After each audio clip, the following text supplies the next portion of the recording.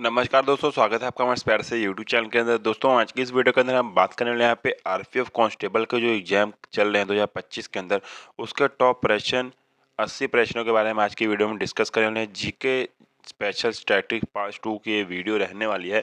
तो जितने भी लोग यहाँ पे आरपीएफ के कांस्टेबल के पेपर दे रहे हैं या जिनके एग्जाम यहाँ पे चल रहे हैं, उनके लिए वीडियो बहुत ही ज़्यादा इंपॉर्टेंट रहने वाली है, क्योंकि दोस्तों आरपीएफ कांस्टेबल की जो हम सीरीज लेके आए हैं, इसमें हम जीके जीएस के स्टैटिक और स्पेशल क्वेश्चन लेके आते हैं, जिसमें हम टोटल 80 क्वेश्चन यहाँ पे करवाते हैं।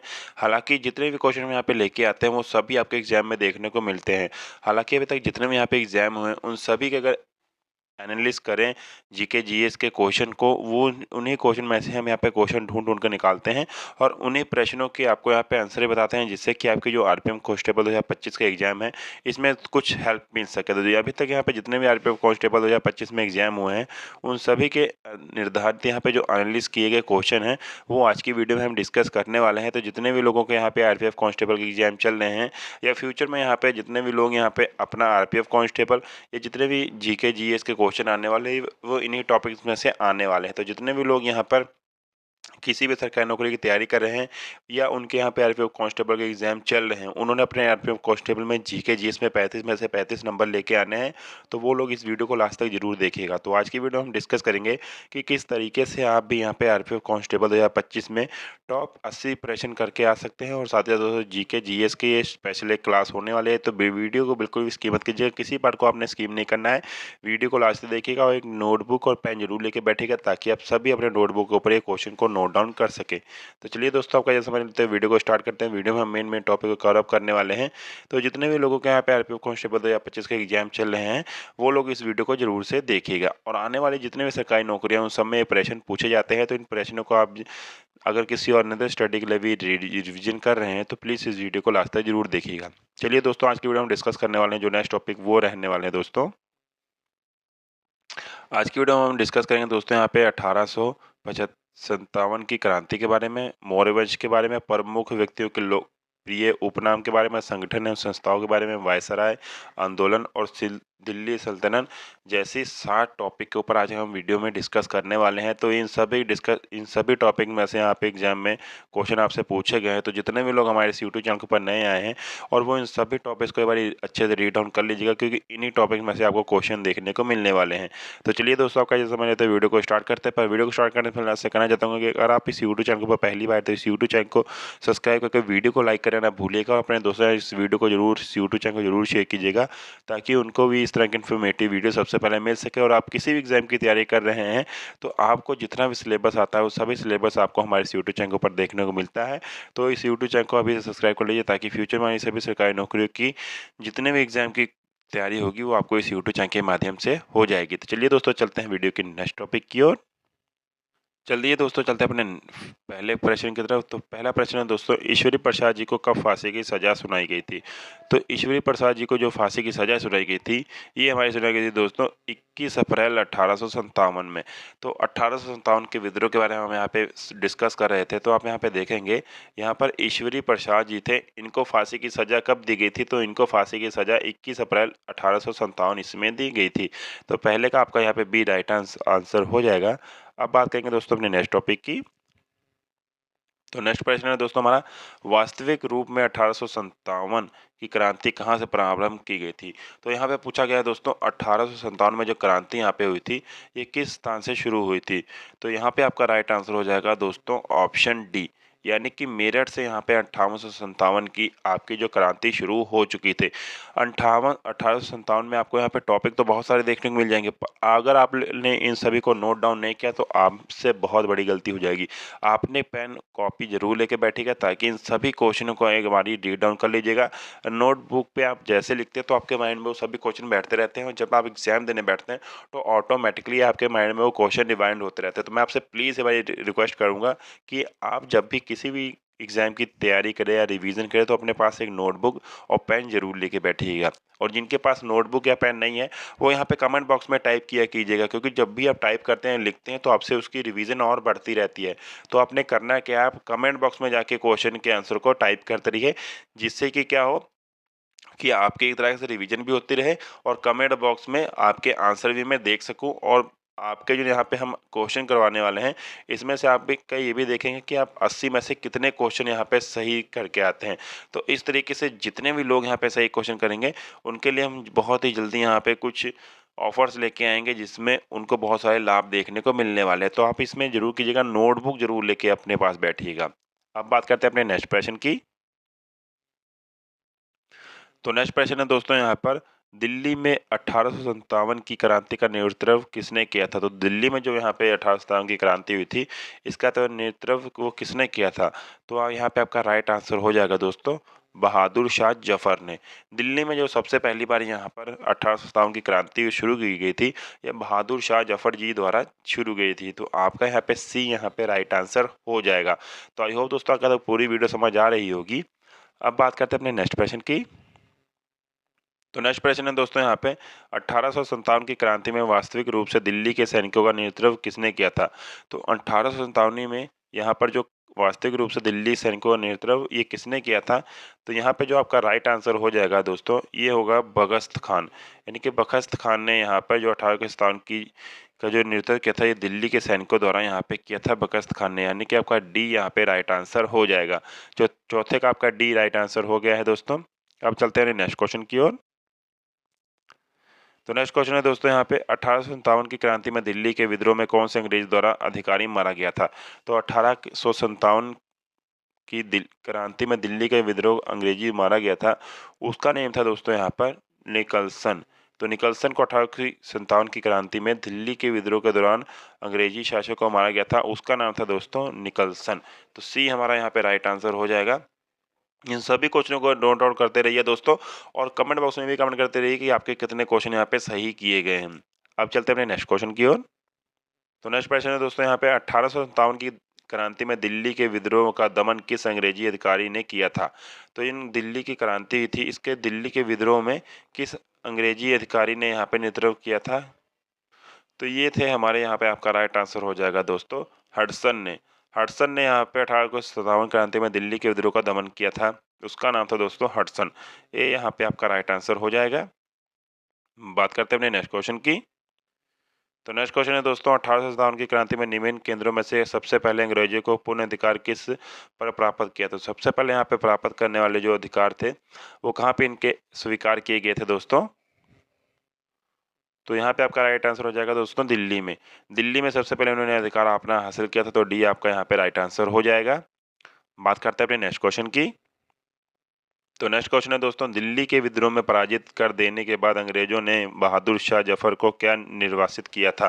तो जब दिल्ली के विद्रोह में पराजित होने के बाद अंग्रेजों ने बहादुर शाह को क्या यहाँ पे निर्वासित किया था दोस्तों? तो यहाँ पे जो आपका राइट आंसर हो जाएगा दोस्तों, वो हो जाएगा दोस्तों रांगून बर्मा। यानी कि यहाँ पे जो अंग्रेज जब यहाँ पे हार चुके थे बहादुर शाह जफर से, तो उन्होंने उनको यहाँ पे रंगून नाम का एक स्थान यहाँ पे निर्वासित कर दिया था, यानी कि उनको दे दिया था। तो यहाँ पे आपका जो बी है, वो 8वें का राइट आंसर हो जाएगा। अब बात करते हैं अपने नेक्स्ट क्वेश्चन की। तो नेक्स्ट प्रश्न है दोस्तों यहाँ पे, 1857 की क्रांति के समय किसे बहादुर शाह जफर ने शाह आलम बहादुर का खिताब दिया था? तो जब यहाँ पे 1857 का क्रांति हुई थी, तो इसमें बहादुर शाह जफर ने एक किसी इंसान को, एक किसी पर्सन को यहाँ पे शाह आलम बहादुर का खिताब दिया था। तो आपका यहाँ पे राइट आंसर क्या हो जाएगा दोस्तों? वो हो जाएगा दोस्तों आपका बखत खां का। तो यहाँ पे सी आपका राइट आंसर हो जाएगा। जब यहाँ पे 1857 की क्रांति हुई थी, उस समय यहाँ पे बखत खां ने बहुत ही ज़्यादा सपोर्ट किया था यहाँ पे बहादुर शाह जफर जी को, जिसकी वजह से यहाँ पे बहादुर शाह जफर जी ने शाह आलम बहादुर का खिताब यहाँ पे बखत खान को दिया था। तो यहाँ पे आपका जो राइट आंसर हो जाएगा, वो सी आपका राइट आंसर हो जाएगा। बात करते हैं अपने नेक्स्ट क्वेश्चन की। तो नेक्स्ट क्वेश्चन है दोस्तों यहाँ पे, 1857 की क्रांति में लखनऊ का नेतृत्व किसने किया था? जो 1857 की यहाँ पे जो क्रांति चली थी, उस समय जो लखनऊ में यहाँ पे किसने इसका नेतृत्व किया था? तो यहाँ पे जो आपका राइट आंसर हो जाएगा दोस्तों, तो यहाँ पे आपका राइट आंसर हो जाएगा बेगम हजरत महल। बेगम हजरत महल ने यहाँ पे 1857 की क्रांति के समय लखनऊ का नेतृत्व किया था, और इन्होंने बहुत बहुत यहाँ पे इमारतें बनाई थी लखनऊ के अंदर, जो कि आपको अभी भी यहाँ पे लखनऊ में देखने को मिलने वाली हैं। यहाँ पे ये पहली महिला शासक थी जिन्होंने लखनऊ के पहली बार इतनी सारी यहाँ पे बड़ी बड़ी इमारतों का निर्माण करवाया था। तो बेगम हजरत महल द्वारा आपका ये भी क्वेश्चन यहाँ पे पूछा जा सकता है, तो इसको भी एक बार अच्छे से रीड डाउन कर लीजिएगा। बात करते हैं अपने नेक्स्ट टॉपिक की। तो नेक्स्ट क्वेश्चन है दोस्तों, मौर्य साम्राज्य के किस सम्राट ने युद्ध जीतने के बाद विजय का त्याग कर दिया था? तो मौर्य समाज के कौन सा यहाँ पे सम्राट था जिसने युद्ध जीतने के बाद अपना यहाँ पे विजय का त्याग कर दिया था दोस्तों? तो यहाँ पे आपका राइट आंसर हो जाएगा दोस्तों ऑप्शन ए अशोक। अशोक ने जब भी यहाँ पे अपने पहले युद्ध जीतने के बाद जो विजय थी उसका त्याग कर दिया था, तो ये आपका ए राइट आंसर हो जाएगा और ये मौर्य साम्राज्य के पहले शासक माने जाते हैं। तो इसमें से आपसे बहुत सारे क्वेश्चन पूछे जाते हैं, जैसे कि दोस्तों अशोक के पुत्र का क्या नाम था, उनके सेनापति का क्या नाम था। इस तरह के हिसाब से क्वेश्चन जो पूछे जाएंगे उनका आपने यहाँ पे अच्छे से आंसर देना है, जो कि आप यहाँ से रीड डाउन को कर सकते हैं। अब बात करते हैं अपने नेक्स्ट क्वेश्चन की। तो नेक्स्ट क्वेश्चन है दोस्तों यहाँ पे हमारा, मौर्य शासक अशोक की मृत्यु कब हुई थी? तो ये मौर्य शासक था जो अशोक, इसकी जो यहाँ पे मृत्यु कब हुई थी? तो यहाँ पे जो आपका राइट आंसर हो जाएगा दोस्तों, ये आपका राइट आंसर हो जाएगा ऑप्शन डी, 232 बीसी में यहाँ पे अशोक की जो यहाँ पे मृत्यु हो गई थी। तो 232 आपका यहाँ पे राइट आंसर हो जाएगा। और ये भी आपने ध्यान रखना है कि बीसी यहाँ पे एंड में आपको देखने को मिलेगा। तो 232 बीसी में यहाँ पे अशोक की मृत्यु हो चुकी थी। तो अब चलते हैं दोस्तों नेक्स्ट क्वेश्चन की ओर।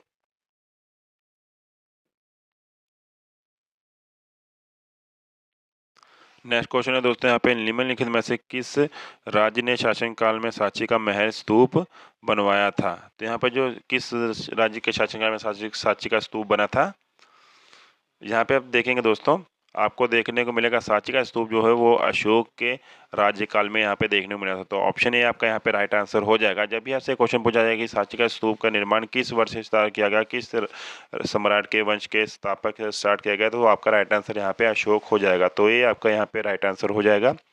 बात करते हैं अपने नेक्स्ट क्वेश्चन की। तो नेक्स्ट क्वेश्चन है दोस्तों, निम्नलिखित मौर्य सम्राटों में से किसे पियदस्सी के नाम से भी जाना जाता है? तो पियदस्सी के नाम से किस राजा सम्राट मौर्य सम्राट को जाना जाता है दोस्तों? तो यहाँ पे जो आपका राइट आंसर हो जाएगा दोस्तों, ये आपका राइट आंसर हो जाएगा अशोक। अशोक को यहाँ पे प्रियदर्शी के नाम से भी जाना जाता है। तो अशोक आपका यहाँ पे राइट आंसर हो जाएगा। बात करते हैं अपने नेक्स्ट क्वेश्चन की।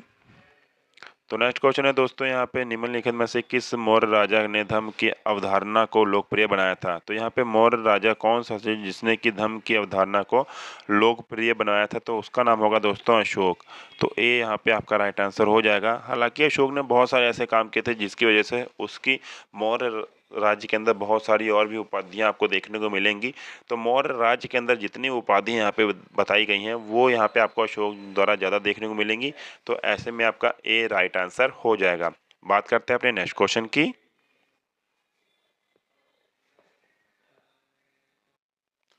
तो नेक्स्ट क्वेश्चन है दोस्तों यहाँ पर, अशोक ने अपने शिलालेख में उल्लेख किया है कि उसे राजा बनने के बाद डैश पर कलिंग पर विजय प्राप्त करनी है। तो अशोक ने अपने शिलालेख में क्या उल्लेख किया था कि उसे राजा बनने के बाद किसके ऊपर कितने वर्ष के बाद कलिंग पर विजय प्राप्त करनी है? तो आपका यहाँ पे जो राइट आंसर हो जाएगा दोस्तों वो है दोस्तों 8 वर्ष। 8 वर्ष बाद अशोक ने यहाँ पे अपने शिलालेख में लिखा था कि वो यहाँ पर 8 वर्ष के बाद कलिंग पर विजय प्राप्त करेगा। तो डी आपका यहाँ पे राइट आंसर हो जाएगा दोस्तों। अब बात करते हैं अपने नेक्स्ट क्वेश्चन की। तो नेक्स्ट क्वेश्चन है दोस्तों यहाँ पे, निम्नलिखित में से किसने वाजी पर प्रकाशित हमले के बाद बारे में सलाह लेने के बाद बुद्ध से मुलाकात की थी? तो बुद्ध से मुलाकात किसने की थी दोस्तों वाजी पर प्राशस्त होने के बाद? तो यहाँ पे जो आपका राइट आंसर हो जाएगा दोस्तों वो हो जाएगा दोस्तों वस्कार। वस्कार ने यहाँ पे जब अपनी यहाँ पर प्राशित तो वास्कर की यहाँ पे हार हुई थी, तो उसने जाके यहाँ पे बुद्ध से मुलाकात की थी वो कैसे यहाँ पे युद्ध को जीत सके। तो वास्कर आपका यहाँ पे राइट आंसर हो जाएगा दोस्तों, जिसकी राजधानी वाजी यहाँ पर थी। कभी कभी आपसे ये भी पूछा जाता है कि दोस्तों वाजी का यहाँ पे राजा कौन था, सम्राट कौन था, तो वो वास्कर हो जाएंगे। और कभी कभी आपसे ये भी क्वेश्चन पूछा जाता है कि दोस्तों वास्कर की राजधानी क्या थी, तो वो आपका यहाँ पे राइट आंसर हो जाएगा वाजी। तो ये वाह से वाह आप यहाँ पे देख सकते हैं, वाह यहाँ से वाजी और वाह से वास्कर। तो इस तरीके से भी आप क्वेश्चन का आंसर यहाँ पे पुट कर सकते हैं। अब हम चलते हैं दोस्तों अपने नेक्स्ट टॉपिक की ओर। तो नेक्स्ट क्वेश्चन है दोस्तों, निम्नलिखित में से किस मौर्य शासक ने बौद्ध धर्म से प्रचार का प्रसार का बीड़ा उठाया था? तो किस मौर्य शासक ने बौद्ध धर्म के प्रसार का यहाँ पर जो बीड़ा उठाया था, यानी कि उनके जो प्रचार थे, यानी कि उनके जो धर्म का प्रचार को उसको और अग्रसर करना था, यानी कि और बढ़ावा देना था। तो यहाँ पे उन्होंने क्या किया था, तो अशोक जी द्वारा यहाँ पर जो बुद्ध धर्म का प्रचार था उसका बीड़ा उठाया था। यानी कि अशोक ने यहाँ पर, वो अशोक जी जो थे वो बुद्ध धर्म को मानते थे, इसीलिए वो चाहते थे कि हम बुद्ध धर्म को और ऊपर लेके जाएं और लोगों तक पहुंचाएं, जाकि बुद्ध धर्म की मान्यता और बढ़े। तो वो हमारे अशोक जी हैं जिन्होंने यहाँ पे बुद्ध धर्म के प्रचार का यहाँ पे बीड़ा उठाया था। तो अशोक आपका यहाँ पे राइट आंसर हो जाएगा दोस्तों। बात करते हैं अपने नेक्स्ट क्वेश्चन की। तो नेक्स्ट क्वेश्चन है दोस्तों, मेगास्थनीज के अनुसार चंद्रगुप्त के रक्षक शाही जुलूसों के दौरान सोने व चांदी के सजाए गए डैश की सवारी करते थे। तो जो यहाँ पे मेगास्थनीज थे, उन्होंने कहा है कि चंद्रगुप्त के शासक जो थे शाही जुलूसों, उनके दौरान यहाँ पे सोने पर क्या बना होता था दोस्तों, उनके ऊपर देखेंगे सवारी किसकी करते थे दोस्तों। यहाँ पे आपका जो राइट आंसर हो जाएगा दोस्तों वो था हाथियों की। तो यहाँ पे चंद्रगुप्त के जो रक्षक थे वो उस समय यहाँ पे सोने व चांदी से सजाए गए हाथियों की सवारी करते थे। तो बी आपका यहाँ पे राइट आंसर हो जाएगा दोस्तों। बात करते हैं अपने नेक्स्ट क्वेश्चन की। तो नेक्स्ट क्वेश्चन है दोस्तों, निम्नलिखित में से कौन मौर्य समाज का अंतिम राजा था। तो यहाँ पे देखेंगे, यहाँ पे सबसे पहले थे अशोक, और जो अंतिम राजा था जिसने अंतिम राज किया था यहाँ पे मौर्य समाज के अंदर, वो थे दोस्तों हमारे यहाँ पे बृहस्पति। यानी कि ये इनके मौर्य वंश के अंतिम शासक थे जिनका नाम था बृहद्रथ। ये थे पुत्र यहाँ पे बिंदुसार के। तो यहाँ पे आपका राइट आंसर हो जाएगा दोस्तों बृहस्पति। ये आपका यहाँ पे बी राइट आंसर हो जाएगा। बात करते हैं अपने नेक्स्ट क्वेश्चन की। नेक्स्ट क्वेश्चन है दोस्तों, यहाँ पे बंग बंधु किसका उपनाम था। तो बंग बंधु जो था वो किसका उपनाम था, तो ये आपका राइट आंसर होगा शेख मुजीबुर रहमान। तो जो बंग बंधु नाम था वो शेख मुजीबुर रहमान का यहाँ पर राइट आंसर हो जाएगा आपका ए। बात करते हैं अपने नेक्स्ट क्वेश्चन की। तो नेक्स्ट प्रश्न है दोस्तों, यहाँ पे देश बंधु किसका उपनाम था। पहले आपसे बंग बंधु पूछा गया था, अब आपसे देश बंधु पूछा गया। तो चाणक्य आपका यहाँ पे बी राइट आंसर हो जाएगा। चाणक्य का नाम था देश बंधु, उपनाम इनका चाणक्य का था।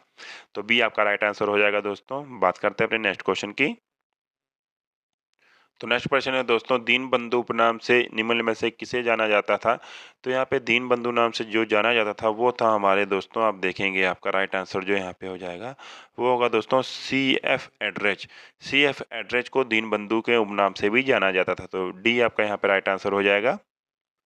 बात करते हैं अपने नेक्स्ट क्वेश्चन की। नेक्स्ट क्वेश्चन है दोस्तों, लोकमान्य उपनाम से निम्न में से किसे जाना जाता है। लोकमान्य के नाम से किसे जाना जाता है दोस्तों, तो वो आपके हो जाएंगे बाल गंगाधर तिलक जी को लोकमान्य उपनाम से जाना जाता है। तो ये आपका राइट आंसर हो जाएगा। दोस्तों मैं आपसे बार बार कह रहा हूँ कि एक कॉपी और पेन आपको लेके बैठना बहुत ही जरूरी है। इन क्वेश्चन को अगर आप रीड डाउन कर लेते हैं और इस वीडियो को लाइक कर देते हैं तो आपको इसमें बहुत सारे बेनिफिट मिलने वाले हैं। पर एक कॉपी और एक पेन आपके पास जरूर होने चाहिए। जिनके पास कॉपी पेन नहीं है वो ऑफिस में है, कहीं बाहर है, मार्केट में है, तो उन लोगों ने सिंपली करना क्या है, कमेंट बॉक्स में आप कमेंट किया कीजिए।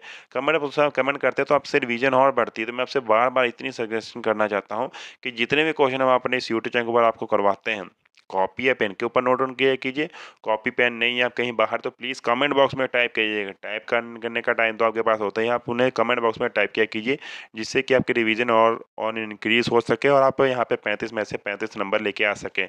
हमारा इतना ही टारगेट है कि जितने भी लोग हमारे इस यूट्यूब चैनल स्टडी करते हैं वो अपने एग्जाम को जरूर क्लियर कीजिए, और जितने भी लोग यहाँ पे क्लियर कर लेते हैं उनके एग्जाम अच्छे होते हैं। तो प्लीज़ आप हमें कमेंट जरूर किया कीजिए कि आपका एग्जाम कैसा रहे, तो जिससे कि हमें और मोटिवेशन मिलता रहे, हम आपके लिए इस तरह का और कंटेंट भर भर के लेके आते रहें। तो अगर आपको वीडियो में थोड़ी सी इन्फॉर्मेटिव चीज़ें मिल रही हो, थोड़ा सा भी आपको सीखने को मिला, तो वीडियो को एक लाइक जरूर कीजिएगा, और चैनल पे नहीं तो चैनल को सब्सक्राइब कर लीजिएगा। चलिए दोस्तों चलते हैं वीडियो की नेक्स्ट टॉपिक की ओर।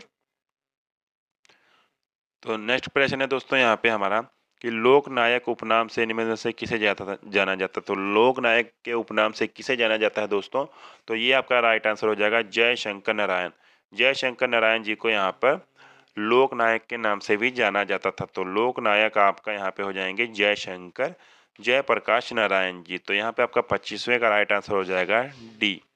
बात करते हैं अपने नेक्स्ट क्वेश्चन की। नेक्स्ट क्वेश्चन है दोस्तों, जननायक उपनाम से निम्न में से किसे जाना जाता है। तो जननायक के उपनाम से किसे जाना जाता है दोस्तों, तो ये आपका हो जाएगा दोस्तों कर्पूरी ठाकुर को। कर्पूरी ठाकुर जी को यहाँ पे जननायक नाम से जाना जाता है। तो आपका राइट आंसर हो जाएगा ऑप्शन सी। बात करते हैं अपने नेक्स्ट क्वेश्चन की। तो नेक्स्ट क्वेश्चन है दोस्तों, राजश्री उपनाम से निम्न में से किसे जाना जाता है। तो राजश्री को उपनाम से जो जाना जाता है दोस्तों, तो राजश्री उपनाम से जाना जाता है दोस्तों, वो थे हमारे सुभाष चंद्र बोस जी को। तो सी आपका यहाँ पर राइट आंसर हो जाएगा। बात करते हैं अपने नेक्स्ट प्रश्न की। तो यहाँ पे आप देखेंगे दोस्तों, सर्वेंट्स ऑफ इंडिया सोसाइटी के संस्थापक कौन थे? तो सर्वेंट्स ऑफ इंडिया सोसाइटी के संस्थापक थे, वो थे दोस्तों सुभाष चंद्र बोस जी। तो सी यहाँ पे आपका राइट आंसर हो जाएगा।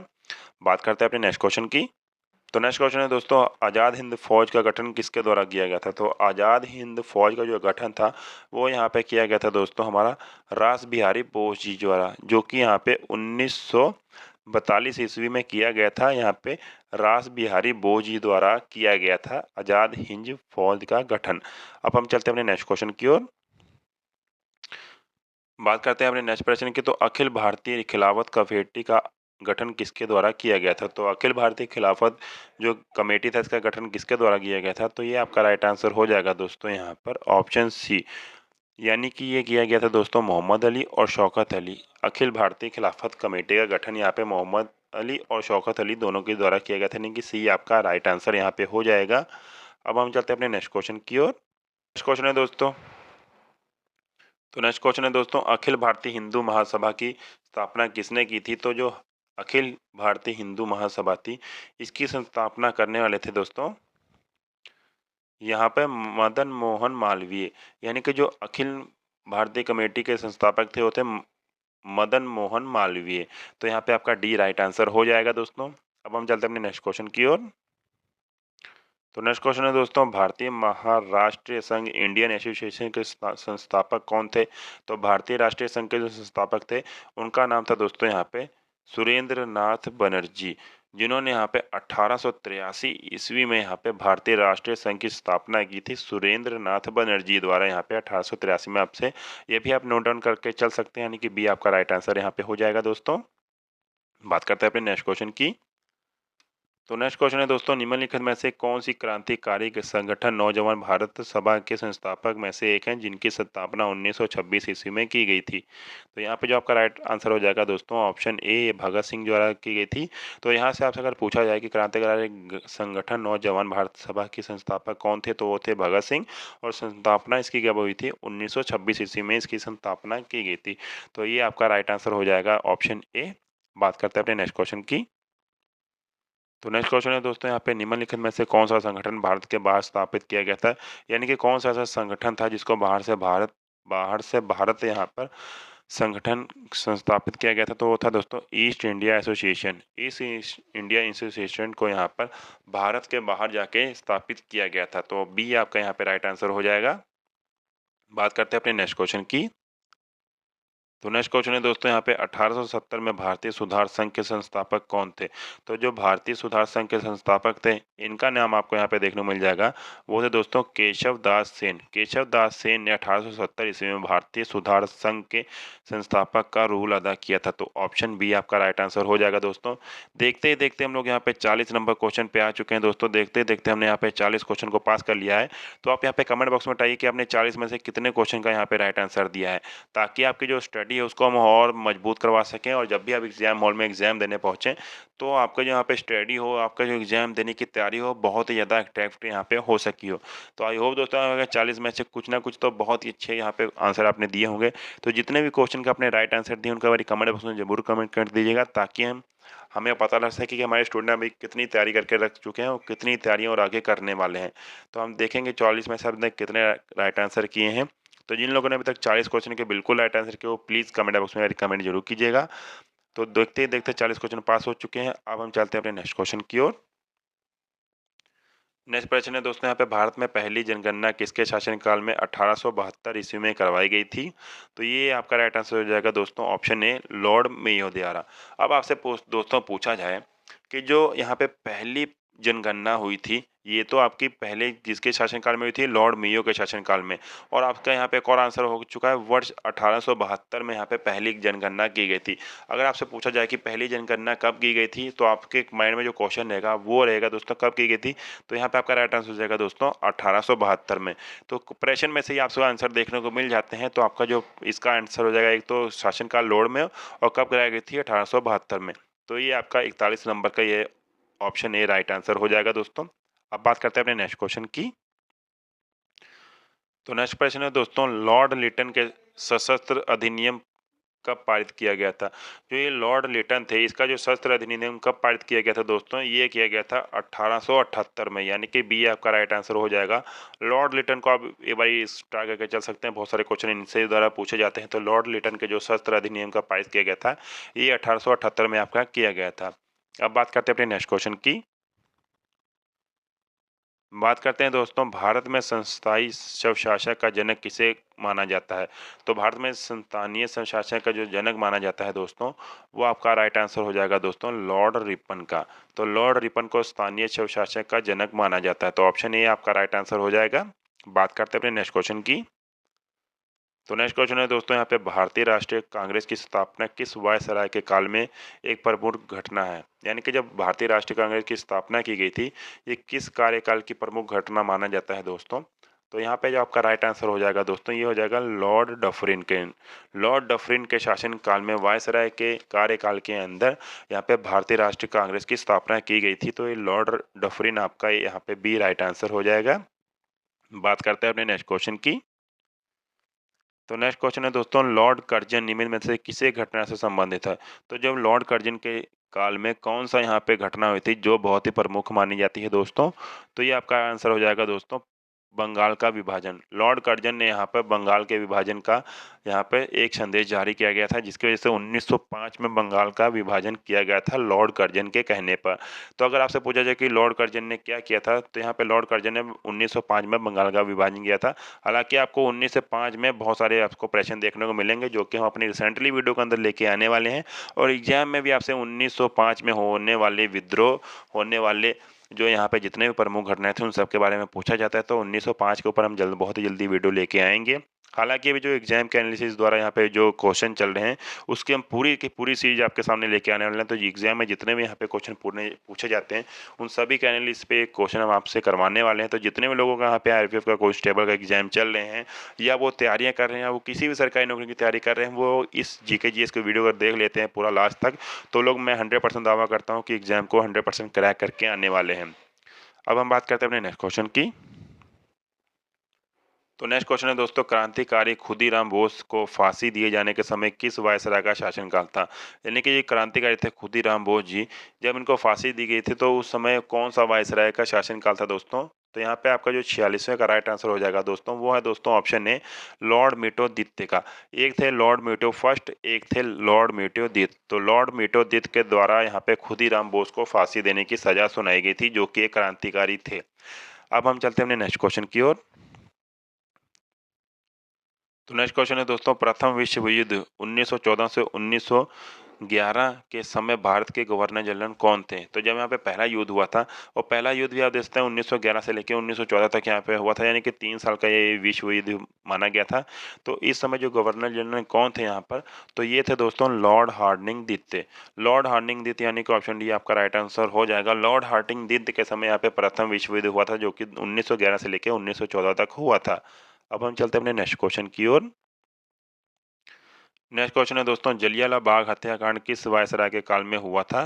तो इन जलियांवाला बाग तो जिन जलियांवाला बाग हत्याकांड हुआ था, ये किस राज्य के वायसराय के शासनकाल में हुआ था दोस्तों? तो यहाँ पे आपका जो राइट आंसर हो जाएगा, वो है दोस्तों लॉर्ड चेम्सफोर्ड के। लॉर्ड चेम्सफोर्ड के कार्यकाल में यहाँ पे जलियांवाला बाग हत्याकांड हुआ था।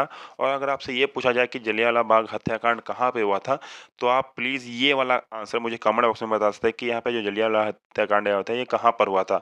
तो अगर आपका आंसर यहाँ पे राइट हुआ, तो आपको यहाँ पे कुछ गिव अवे के अनुसार यहाँ पे गिफ्ट देखने को मिलेंगे। तो जल्दी से फटाफट जाकर आपको पता है कि जलियांवाला बाग हत्याकांड कहाँ पे होता है, कमेंट बॉक्स में जरूर कमेंट कीजिएगा। और उसका जो सन है, ये भी आपसे बहुत ही जल्दी पूछा जाएगा। इसके ऊपर भी एक डेडिकेटेड वीडियो आने वाली, तो अगर आप इसको ऊपर डेडिकेटेड वीडियो चाहते हैं, तो प्लीज़ आप मुझे कमेंट बॉक्स में कमेंट कर दीजिएगा। अब हम चलते हैं अपने वीडियो के नेक्स्ट टॉपिक की ओर। प्रश्न नंबर 49, भारत में आने वाला एकमात्र यहूदी वायसराय कौन था? यानी कि जो भारत में आने वाला यहूदी वायसराय कौन था दोस्तों, वो आपका यहाँ पे राइट आंसर हो जाएगा। यहाँ पे आप देखेंगे लॉर्ड रीडिंग। लॉर्ड रीडिंग को यहाँ पे एकमात्र यहूदी वायसराय कहा जाता है, जो कि भारत में पहला आने वाला यहूदी वायसराय था। तो बी आपका यहाँ पे राइट आंसर हो जाएगा। बात करते हैं अपने नेक्स्ट क्वेश्चन की। तो नेक्स्ट क्वेश्चन है दोस्तों यहाँ पे, साइमन कमीशन का आगमन किस वायसराय के काल में हुआ था? जो साइमन कमीशन का यहाँ पे आगमन हुआ था, ये हुआ था दोस्तों लॉर्ड इरविन के काल में, यानी कि बी आपका राइट आंसर हो जाएगा। लॉर्ड इरविन के काल में यहाँ पे साइमन कमीशन का जो आगमन वो किया गया था। बात करते हैं अपने नेक्स्ट क्वेश्चन की। करते हैं दोस्तों अपने नेक्स्ट क्वेश्चन की। तो महात्मा गांधी द्वारा दांडी समुद्र तट पर नमक कानून का उल्लंघन कब किया गया था? तो ये उल्लंघन किया गया था यहाँ पर महात्मा गांधी द्वारा दांडी समुद्र तट का, ये किया गया था दोस्तों आपका 6 अप्रैल 1930 में। तो इन गांधी जी द्वारा समुद्र तट दांडी उल्लंघन किया गया था, ये 6 अप्रैल 1930 में किया गया था दोस्तों। तो बी आपका यहाँ पे राइट आंसर हो जाएगा। बात करते हैं नेक्स्ट क्वेश्चन की। तो नेक्स्ट क्वेश्चन है दोस्तों, गांधी जी द्वारा सविनय अवज्ञा आंदोलन में किस कार्य के द्वारा निर्धारित किया गया था? तो ये गांधी जी द्वारा सविनय अवज्ञा आंदोलन है, ये दोस्तों किया गया था दोस्तों हिंदुओं को अपरछा का त्याग देना व उपयुक्त सभी कार्य करें, यानी कि यहाँ पे गांव-गांव को नमक बनाने के लिए निकाल देना चाहिए। बहनों को शराब अफीम या विदेशी वस्त्रों की दुकान पर धरना देना चाहिए और यहाँ पे हिंदुओं और अपारगता त्याग देना चाहिए। तो उपयुक्त यानी कि तीनों के तीनों आपके यहाँ पे राइट आंसर हो जाएंगे, जो कि गांधी जी द्वारा सवर्णीय अवज्ञा आंदोलन के द्वारा चलाया गया था, निर्धारित किया गया था। तो यहाँ पे आपका 52 का उपयुक्त तो सभी राइट आंसर हो जाएंगे दोस्तों। अब हम चलते हैं अपने नेक्स्ट टॉपिक की ओर।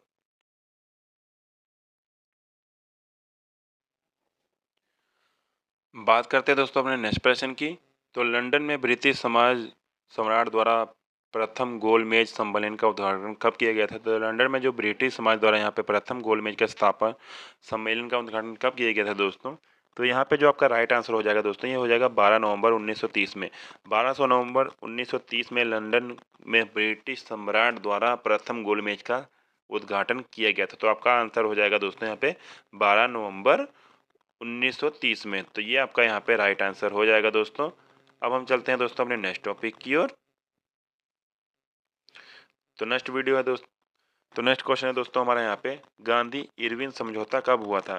तो गांधी जी का जो इरविन से समझौता हुआ था, ये कब हुआ था दोस्तों? ये हुआ था 5 मार्च 1931 में।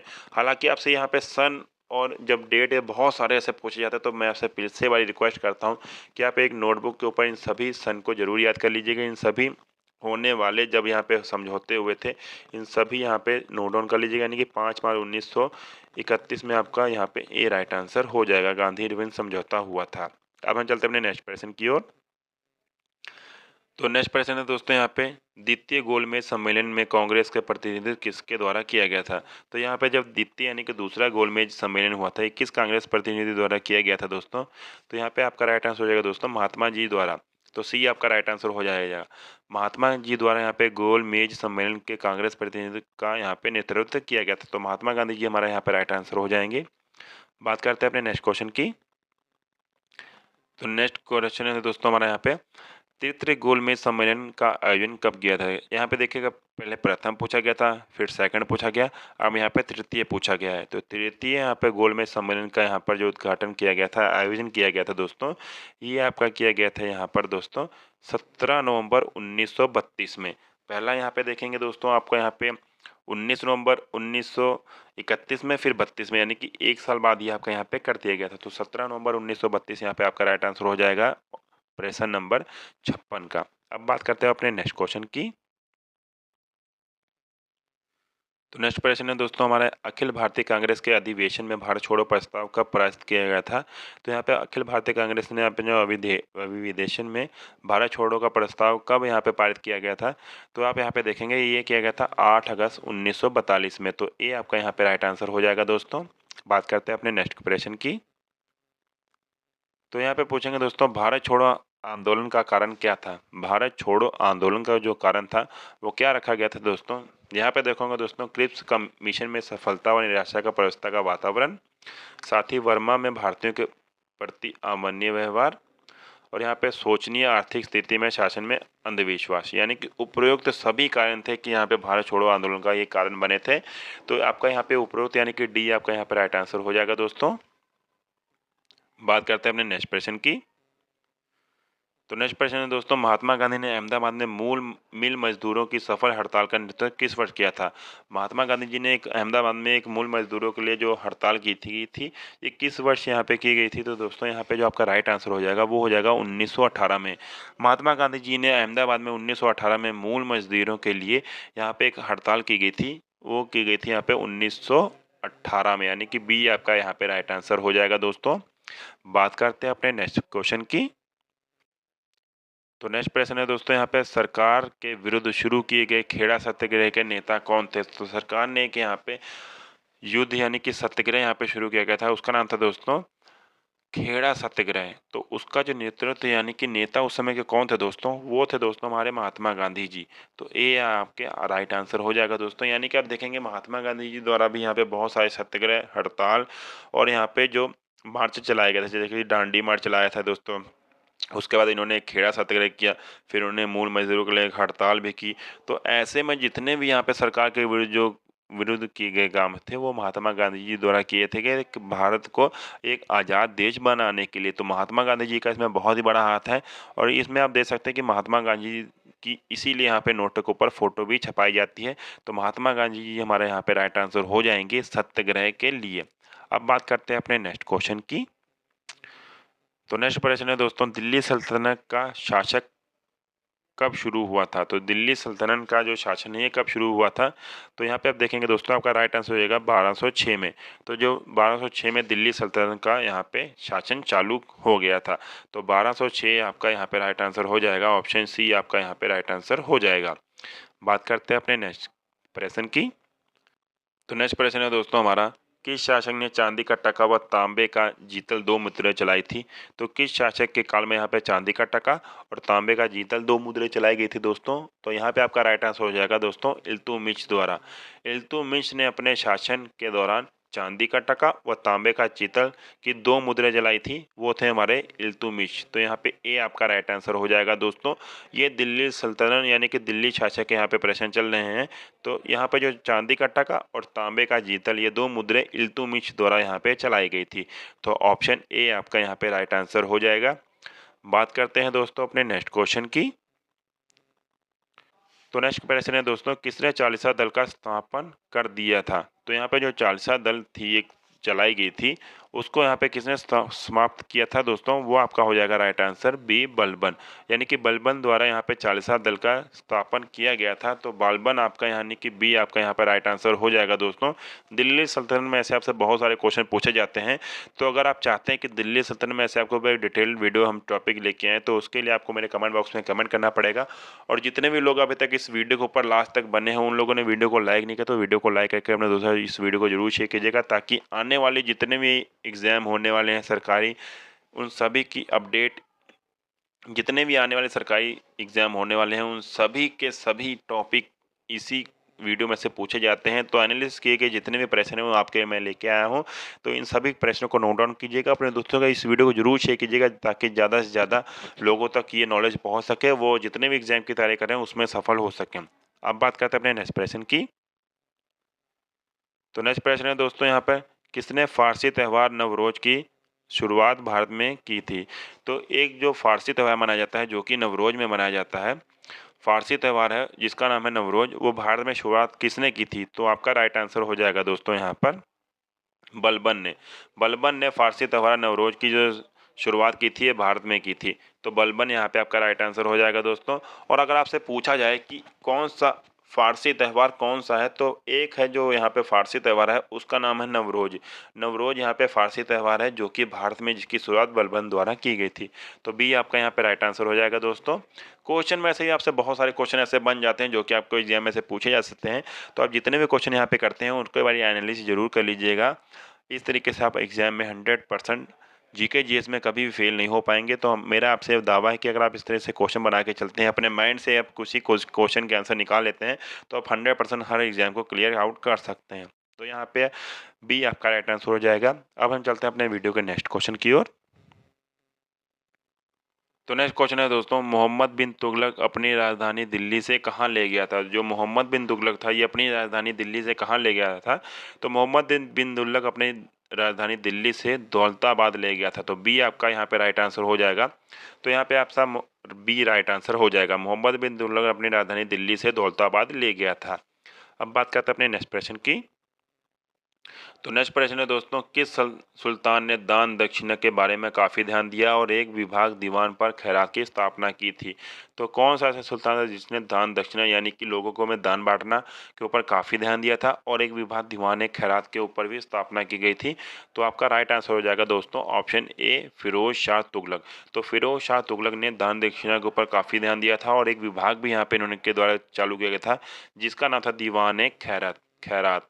तो यहाँ पे आपका ए यहाँ पे आपका राइट आंसर हो जाएगा। बात करते हैं अपने नेक्स्ट क्वेश्चन की।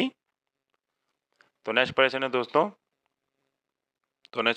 हमारा यहाँ पे, दिल्ली के किस सुल्तान ने ब्राह्मणों पर भी जाजिया लगा दिया था? तो दिल्ली का एक सुल्तान था जिसने ब्राह्मणों पर भी जाजिया लगा दिया था। तो ये आपका राइट आंसर हो जाएगा यहाँ पर दोस्तों। ये थे दोस्तों फिरोज शाह तुगलक। फिरोज शाह तुगलक ने यहाँ पे देखा कि ब्राह्मणों का यहाँ पे जो विस्तार है यानी कि जो साम्राज्य है वो बहुत ही तेजी से बढ़ रहा है। तो ऐसे में क्या किया था फिरोज शाह तुगलक ने, इन्होंने ब्राह्मणों के ऊपर भी यहाँ पे जाजिया लगा दिया गया था जिसका भी यहाँ पे बहुत ही जल्दी यहाँ पे समापन कर दिया गया था। वो किया गया था दोस्तों यहाँ पे गयासुद्दीन तुगलक जी द्वारा। अगर यानी कि आपसे अगर क्वेश्चन पूछा जाए कि ब्राह्मणों पर जो जाजिया लगाया था इसका स्थापन किसने किया था, तो आपका राइट आंसर हो जाएगा दोस्तों यहाँ पे गयासुद्दीन तुगलक ने। चलाया किसने था, वो चलाया था फिरोज शाह तुगलक ने, और ख़त्म किसने किया था, वो किया था गयासुद्दीन तुगलक ने। तो यहाँ पे आपका क्वेश्चन के अंदर ही राइट आंसर हो जाएगा दोस्तों। तो यहाँ पे जो ब्राह्मणों पर जाजिया लगाया था दोस्तों वो लगाया था फिरोज शाह तुगलक ने। तो सी आपका यहाँ पे राइट आंसर हो जाएगा। अब चलते हैं अपने नेक्स्ट क्वेश्चन की ओर। तो नेक्स्ट प्रश्न है दोस्तों यहाँ पे, नसरुद्दीन मोहम्मद तुगलक ने शासन काल में किसने ब्राह्मण भारत पर आक्रमण किया था? तो जो नसरुद्दीन मोहम्मद तुगलक के शासन काल में किसने भारत पर आक्रमण किया था? तो ये आपका यहाँ पे राइट आंसर हो जाएगा दोस्तों तैमूर लंग ने। तो जब यहाँ पे नसरुद्दीन मोहम्मद तुगलक का शासन काल था उस समय जो भारत पे आक्रमण करने वाला जो आदमी था वो था तैमूर लंग, यानी कि ए आपका राइट आंसर हो जाएगा दोस्तों। तैमूर लंग ने नसरुद्दीन मोहम्मद तुगलक के शासन काल में भारत पर आक्रमण किया था। तो इस तरीके से अगर आप एक दो बारी क्वेश्चन को रिवाइंड भी कर सकते हैं तब भी आपको यहाँ पे इसके आंसर देखने को मिल सकता है, वो आपके डीपली आपके माइंड में बैठ जाते हैं। तो फ्रेश माइंड होकर आप प्लीज़ इस वीडियो को जरूर देखिएगा। वीडियो में आपको कुछ समझ नहीं आ रहा तो वीडियो को फिर से रिवाइंड कीजिएगा और नोटबुक के ऊपर जरूर नोट डाउन कीजिएगा। मैं आपसे बार बार कहता हूँ कि जितने भी लोग यहाँ पे नोट डाउन करते हैं अपने क्वेश्चनों के आंसरों को वो 100% यहाँ पे राइट आंसर करके आते हैं। तो इस तरीके से आप यहाँ पे राइट आंसर कर सकते हैं। अब हम बात करते हैं अपने नेक्स्ट क्वेश्चन की। तो नेक्स्ट प्रश्न है दोस्तों यहाँ पे हमारा, तैमूर लंग ने कब भारत पर आक्रमण किया था? तो तैमूर लंग ने यहाँ पे भारत पे आक्रमण कब किया था? एक तो उन्होंने किया था यहाँ पे नसरुद्दीन तुगलक के शासनकाल में, और कब किया था? अब वही क्वेश्चन में से आपसे क्वेश्चन पूछ लिया गया कि तैमूर लंग ने भारत पर आक्रमण कब किया था। तो यहाँ पे जो आपका राइट आंसर हो जाएगा दोस्तों ये किया था 1398 में। तैमूर लंग ने भारत पर आक्रमण किया था यहाँ पे 1398 पे, यानी कि बी आपका यहाँ पे राइट आंसर हो जाएगा। अब बात करते हैं अपने नेक्स्ट क्वेश्चन की। तो नेक्स्ट प्रश्न है दोस्तों, कौन अफगान मूल के थे? तो अफगान मूल के कौन थे दोस्तों? यहाँ पे आप देखेंगे अफगान मूल के थे दोस्तों लोधी, यानी कि जो लोधी थे ये अफगान मूल के थे। तो ए आपका यहाँ पे राइट आंसर हो जाएगा दोस्तों। बात करते हैं अपने नेक्स्ट क्वेश्चन की। तो नेक्स्ट प्रश्न है दोस्तों यहाँ पे हमारा, हड़प्पा सभ्यता में सबसे पहले जुताई वाले क्षेत्र का प्रमाण कहाँ पाया गया था? हालांकि आप देखेंगे दोस्तों हड़प्पा सभ्यता के बारे में हम एक बार डेडिकेटेड वीडियो लेके आने वाले हैं, तो इसके बाद स्टार्ट करके चल सकते हैं। हड़प्पा सभ्यता भी आपसे बहुत सारे क्वेश्चन पूछे जाते हैं जो कि इस साल आरपीएफ के अंदर तो नहीं पूछे गए पर ये एनटीपीसी में पूछे जाने वाले बहुत ही मोस्ट इंपॉर्टेंट क्वेश्चन थे। तो ऐसे में क्या चल सकते हैं, अगर आप एनटीपीसी और यहाँ पे रेलवे ग्रुप डी और जो आने वाली वैकेंसी हैं उनके अगर अंदर आवेदन करना चाहते हैं तो आप इस वीडियो को जरूर देखिएगा। और हड़प्पा सभ्यता के बारे में आपसे बहुत सारे क्वेश्चन पूछे जाते हैं। तो हड़प्पा सभ्यता में आपसे क्वेश्चन पूछा गया था कि हड़प्पा सभ्यता में सबसे पहले जुताई वाले क्षेत्र का प्रमाण कहाँ पाया गया था? तो ये जो ना आपका राइट आंसर हो जाएगा दोस्तों, ये हो जाएगा दोस्तों कालीबंगा में। कालीबंगा में आपको यहाँ पे पहले जुताई वाले क्षेत्र पाए गए थे दोस्तों। और यहाँ पे जो धौलीवीरा में आपको सबसे बड़ा यहाँ पे स्नानघर पाया गया था। इसी प्रकार हड़प्पा सभ्यता में से आपसे मैं एक वीडियो लेके आने वाला हूँ जिसके ऊपर मैं हड़प्पा सभ्यता के पूरी वीडियो डिस्कस करने वाला हूँ। तो वीडियो को प्लीज़ लाइक करके, चैनल के ऊपर नए हैं तो चैनल के ऊपर सब्सक्राइब कर लीजिएगा, क्योंकि चैनल के ऊपर आपको हर तरह का कंटेंट में देखने को मिलेगा। आरपीएफ का, एनटीपीसी का, ग्रुप डी का, यूपी पुलिस का, और यहाँ पे जो आरपीएफ की, नेवी की, अग्निवीर की जितनी वैकेंसी आती हैं उन सभी में के अंदर जितने भी आपसे एग्जाम ओरिएंटेड क्वेश्चन पूछे जाते हैं वो आपको इस यूट्यूब चैनल पर देखने को मिलेंगे। तो इस यूट्यूब चैनल को आपने सब्सक्राइब नहीं किया तो आपने बहुत सारी चीज़ों को मिस कर दिया, तो जल्दी से जाके इस यूट्यूब चैनल को सब्सक्राइब कर लीजिए ताकि फ्यूचर में सभी सरकारी नौकरी की जो जितनी भी यहाँ पे क्वेश्चन की आपसे तैयारी करवाई जाए वो इस यूट्यूब चैनल के ऊपर आपकी कंप्लीट हो जाए। तो मेरा इतना ही कहना है कि अगर आप किसी भी एग्जाम की तैयारी करें तो इस यूट्यूब चैनल को अभी जाके सब्सक्राइब कर लीजिए। चलिए दोस्तों चलते हैं वीडियो के नेक्स्ट क्वेश्चन की ओर। तो नेक्स्ट प्रश्न है दोस्तों यहाँ पे निम्नलिखित में से किस कौन सी हड़प्पा सभ्यता में एक उल्लेखीय वस्तु की शिल्प संरचना है। तो यहाँ पे जो हड़प्पा सभ्यता की उल्लेखीय वस्तु है वो उसकी शिल्प संरचना क्या है दोस्तों। तो यहाँ पे जो आपका राइट आंसर हो जाएगा दोस्तों वो है दोस्तों विशाल स्नानघर। विशाल स्नानघर जो कि आपको धौलीवीरा के अंदर देखने को मिलता है।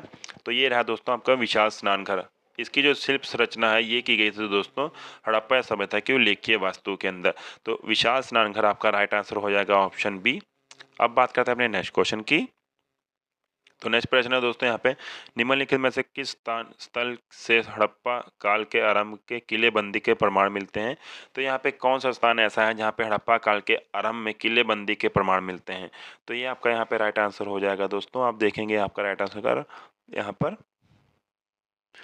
रोपड़ के अंदर। तो रोपड़ के अंदर यहाँ पे आपको यहाँ पर देखने को मिलेगा दोस्तों हड़प्पा काल के किलेबंदी के जो प्रमाण मिले थे रोपड़ के अंदर मिले थे। तो बी आपका यहाँ पे राइट आंसर हो जाएगा दोस्तों। अब बात करते हैं दोस्तों अपने नेक्स्ट क्वेश्चन की। तो नेक्स्ट क्वेश्चन है दोस्तों यहाँ पे निम्नलिखित में से किस हड़प्पा केंद्र के बारे में माना जाता है कि मोटो मेसोपोटामिया के साथ सीधा समुद्र व्यापार किया गया था। तो यहाँ पे जो सीधा संबंध तो यहाँ पे जो सीधा यहाँ पर समुद्र व्यापार करते थे दोस्तों ये लोग हड़प्पा सभ्यता के दौरान किस केंद्र काल में मेसोपोटामिया द्वारा किया गया था दोस्तों। ये हमारा किया गया था दोस्तों यहाँ पे कोटिजी द्वारा। यहाँ पे कोटिजी द्वारा आपको एक यहाँ पे देखने को मिलेगा दोस्तों यहाँ पे सीधा समुद्र से समुद्र व्यापार करते थे। तो यहाँ पे सी आपका राइट आंसर हो जाएगा। अब बात करते हैं दोस्तों अपने नेक्स्ट प्रश्न की। तो नेक्स्ट प्रश्न है दोस्तों सिंधु घाटी सभ्यता के घरों में आमतौर पर किसके डैश के आसपास बने कमरे होते थे। तो जो सिंधु घाटी सभ्यता के दौरान जो घरों के आमतौर पर किस तरह के चिन्ह पाए जाते थे दोस्तों ये आपके पाए जाते हैं किस स्थान के आसपास पाए जाते थे। ये आपका हो जाएगा दोस्तों आंगन। यानी कि सिंधु घाटी सभ्यता के दौरान आमतौर पर आपको आंगन के आसपास बने कमरे दिखाई देते थे। हर घर के पास यहाँ पे आंगन होते हैं। तो यहाँ पे आंगन आपका राइट आंसर हो जाएगा ऑप्शन सी। तो यहाँ पे देखते देखते हम 75 प्रश्न के ऊपर आ चुके हैं। तो आप कमेंट बॉक्स में जरूर कमेंट कीजिएगा कि दोस्तों हमने 75 में से कितने यहाँ पे राइट आंसर किए हैं। तो अब हम चलते हैं अपने वीडियो के नेक्स्ट प्रश्न की ओर।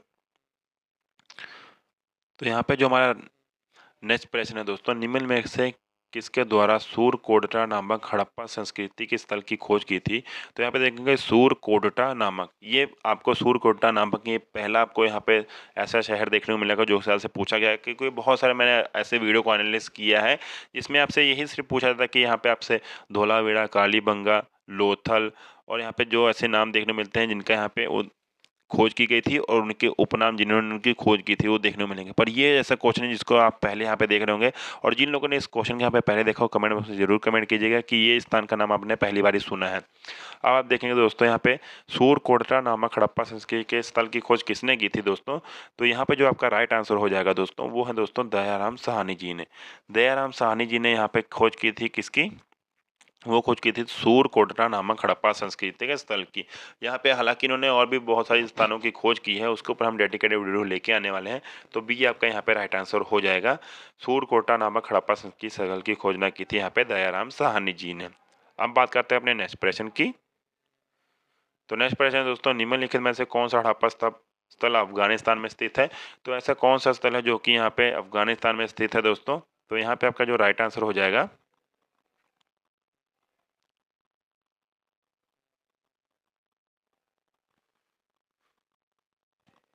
तो अब आप देखेंगे दोस्तों आपका जो यहाँ पे अफगानिस्तान के अंदर यहाँ पे हड़प्पा सभ्यता का स्थल है वो है दोस्तों शोर तुगाई। शोर तुगाई जो ये स्थल है ऑप्शन ए आपका राइट आंसर हो जाएगा। ये आपका अफगानिस्तान के अंदर स्थित है। और जिन लोगों को यहाँ पर हड़प्पा सभ्यता के बारे में पूरी जानकारी चाहिए वो इस यूट्यूब चैनल को अभी से जाके सब्सक्राइब कर लीजिएगा। और वीडियो पसंद आए तो वीडियो को जरूर लाइक कीजिएगा। हड़प्पा सभ्यता के बारे में हम अपना वीडियो के अंदर नेक्स्ट टॉपिक लेके आने वाले हैं। हालांकि हमें एक स्टूडेंट ने हमारे सब्सक्राइबर ने हमें कमेंट भी किया है कि सर हमें हड़प्पा सभ्यता के बारे में पूरी जानकारी चाहिए। तो हड़प्पा सभ्यता के बारे में आपको बहुत ही जल्दी वीडियो मिलने वाली है। तो यहाँ पे आपका जो यहाँ पे राइट की हड़प्पा जो एक स्थल है, इसका जो एक स्थान यहाँ पे अफगानिस्तान के शोरतुगाई में स्थित है। तो यहाँ पे आपका राइट आंसर हो जाएगा ऑप्शन ए। अब हम बात करते हैं अपने नेक्स्ट क्वेश्चन की।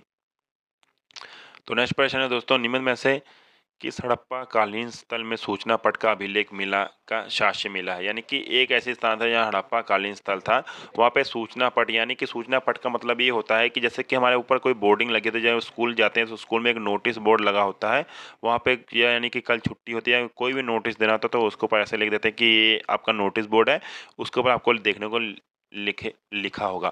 तो उसको सूचना पट कहा जाता था यहाँ पर हड़प्पा कालीन के समय के दौरान। तो यहाँ सूचना पट को कहा जाता है नोटिस बोर्ड। तो यहाँ पे जो हड़प्पा कालीन के समय यहाँ पर जो सूचना पट देखने को मिला था, जिसको बोला जाता है नोटिस बोर्ड, उसका साक्ष्य कहाँ पे आपको देखने को मिला था दोस्तों?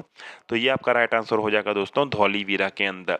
हालांकि आपको धौलीवीरा के अंदर एक बड़ा स्नानघर भी देखने को मिलेगा और धौलीवीरा के अंदर आपको एक नोटिस बोर्ड भी देखने को मिलेगा दोस्तों, जिसको बोलते हैं सूचना पट। तो धौलीवीरा आपका यहाँ पे राइट आंसर हो जाएगा दोस्तों। अब हम बात करते हैं नेक्स्ट टॉपिक की। तो नेक्स्ट क्वेश्चन है दोस्तों यहाँ पे, नर्तकी की मूर्ति कांस्य निम्न में से किस सभ्यता के दौरान पाई गई थी? एक कांस्य की मूर्ति यहाँ पे हड़प्पा सभ्यता काल के दौरान पाई गई थी। ये किस स्थान पे पाई गई थी दोस्तों? आपका यहाँ पे राइट आंसर हो जाएगा सिंधु घाटी सभ्यता। सिंधु घाटी सभ्यता के दौरान यहाँ पे एक नर्तकी की मूर्ति, जिसको कांस्य की मूर्ति भी कहा जाता है, ये यहाँ पे पाई गई थी सिंधु घाटी सभ्यता में। तो आपका यहाँ पे बी राइट आंसर हो जाएगा दोस्तों। अब बात करते हैं दोस्तों अपने यहाँ पे नेक्स्ट क्वेश्चन की। क्वेश्चन नंबर 80 यहाँ पे दे सकते हैं दोस्तों, आपका लास्ट क्वेश्चन रहने वाला है। और अगर आपने अभी तक पूरे 80 क्वेश्चन यहाँ पे देखे हैं तो उसमें से आप जरूर कमेंट कीजिएगा कि आपने कितने क्वेश्चन यहाँ पे का आंसर यहाँ पे सही किया है। तो यहाँ पे हम देखेंगे दोस्तों, यहाँ पे आपसे क्वेश्चन पूछा गया है दोस्तों, मोहनजोदाड़ो का अर्थ क्या है? तो आपसे क्वेश्चन पूछा गया है दोस्तों, प्रश्न नंबर 80, मोहनजोदाड़ो का अर्थ क्या है? तो आप बताइए दोस्तों, मोहनजोदाड़ो का अर्थ क्या है? तो मोहनजोदाड़ो का अर्थ है दोस्तों मृत्यु का टीला, यानी कि मृत्यु का टीला इसको बोला जाता है। जैसे कि आप दोस्तों इस तरीके से आपको बहुत सारे टीले देखने को मिलते हैं, इनको टीला कहा जाता है। अब यहाँ पे देखेंगे दोस्तों, मोहनजोदाड़ो का जो अर्थ है उसको बोला जाता है मृत्यु का टीका। तो यहाँ पे जो आपका राइट आंसर हो जाएगा ऑप्शन ए आपका राइट आंसर हो जाएगा।